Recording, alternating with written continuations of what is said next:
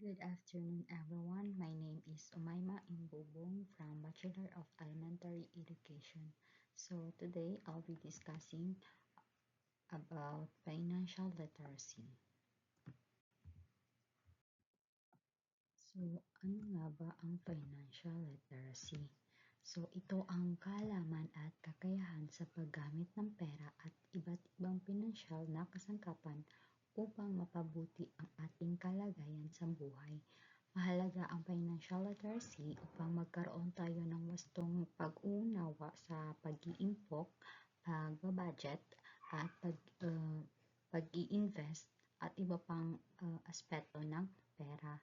So, sa panahon ngayon, kahit na gaano karami ang ating kinikita, kung wala tayong tamang kaalaman sa pagpapalago at pagpapahalaga ng pera, maaaring mapunta lang ito sa wala. Kaya naman, mahalaga na tayo ay magkaroon ng sapat na kaalaman sa mga konsepto ng pera at pamamahala nito. So next is financial plan. Teachers need to have a deeper understanding and capacity to formulate their own financial plan. It is wise to consider starting to plan the moment they hand their first salary, including the incentives, bonuses, and extra remunerations that they receive. So we, as a future teacher, we should have financial plan, especially pag nakuha natin yung first salary natin, ay kailangan may plano na tayo kung saan ba ito ilalaan, if it is to our wants ba or to our needs. So next is financial goal planning and setting. Setting goal is a very important part of life, especially in financial planning. Before investing the money, consider setting personal financial goals. Financial goals are targets, usually driven by specific future financial needs such as saving for a comfortable retirement, sending children to college, or enabling a home purchase. So, setting goal is very important. Of course, kung wala kang goal, hindi hindi mo ma-achieve yung financial plan na ginawa mo.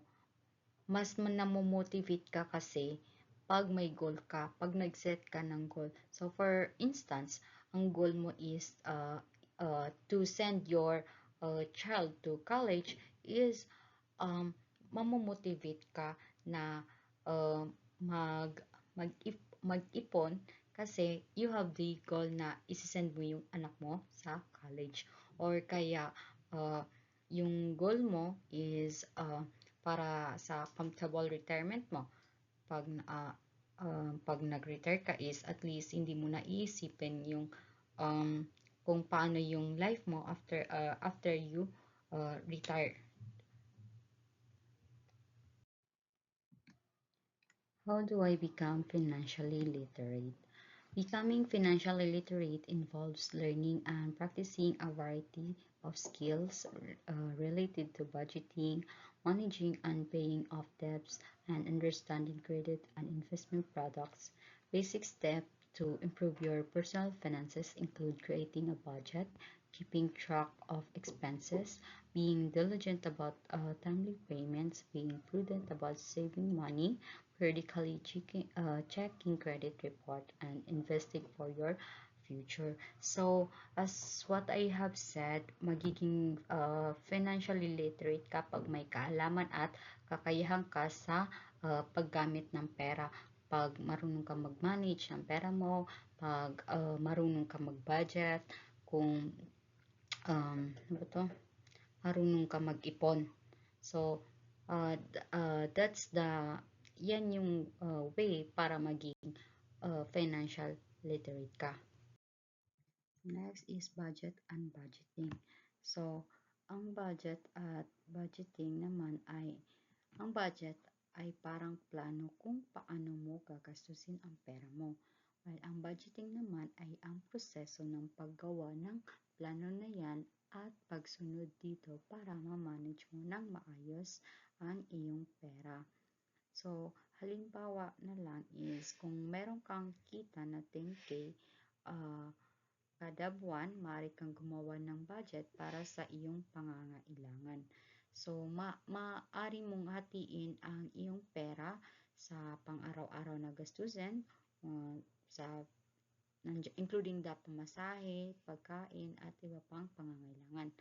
Then, upa ng bahay, bayad sa kuryente at tubig, then for the emergency and yung ipon mo. So, ito ay isang way ng pagbabudget.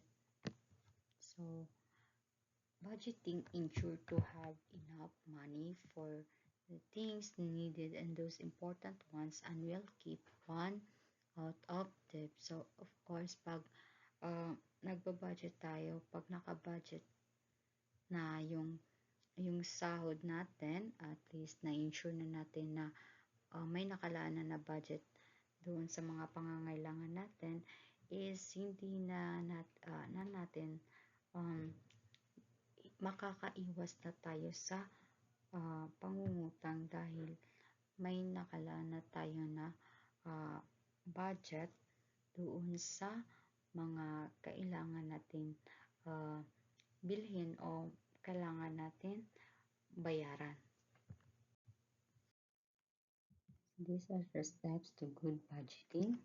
First is identify income and expenses. Separate needs from wants. So, of course, mas unay mo talaga yung needs mo kaysa sa wants mo. Design your budget. Dito, siguraduhin hindi gagastos ng higit sa kikitain. Kailangan balance lang ang budget upang maglaan ng sapat na pondo para sa lahat ng pangangailangan.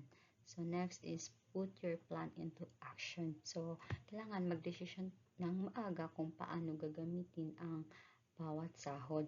Kailangan hindi tayo mag-rely sa pag-utang para sa mga gastusin natin sa pang-araw-araw upang makaiwas tayo sa o maproteksyonan tayo laban sa utang.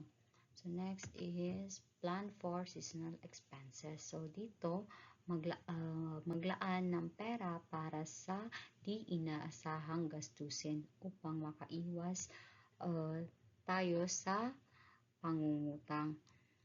Dahil napakahirap mabuhay ng may utang. So, next is spending. So, if budget goals serve as a financial wish list, a spending plan is a way to make those wishes a reality.